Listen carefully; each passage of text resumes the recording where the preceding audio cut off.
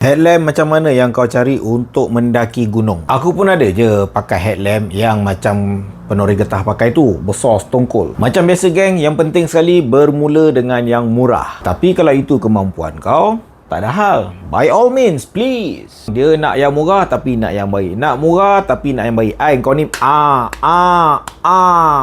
menggelupur. Nasib baik member ada spare. Takkan yang murah tak ada yang baik. Untuk penggunaan aku, bagi aku yang paling murah yang ni lah. Untuk sebuah set of quality yang aku nak secara minimum, dia ada siap-siap. Tetapi ada je best dia. Bateri dia ni jenis yang hybrid. Kita boleh pilih untuk gunakan sama ada 3 biji bateri AAA atau gunakan bateri rechargeable daripada Nightcore. Harga bateri ni RM40, Type C cucuk je dekat situ. Kenapa aku nak dia rechargeable? Setakat pergi trip day hike, aku tetap boleh bawa headlamp. Aku tak payah nak pening-pening beli bateri. Ada lampu warna merah. Beli headlamp mahal-mahal, tapi kalau tak ada lampu merah, sedih siut untuk pergerakan biasa pada waktu malam. Ini kecerahan 350 lumen dia. Tapi 350 lumen ni memang aku nak ada pada headlamp aku. 350 lumen ni lah aku gunakan untuk mencari sempang, untuk mencari jalan, untuk mencari orang. Yang ini waterproof dia IPX6. Bentuk dia bagi aku tak buruk. Saiz dia bagi aku tak besar tapi tak juga kecil. Headlamp dah ada banyak macam ni, tapi kenapa aku nak ada seketul yang macam ni juga? Sebab gatal aku ada headlamp lebih daripada 2 biji. Bila aku pergi trip,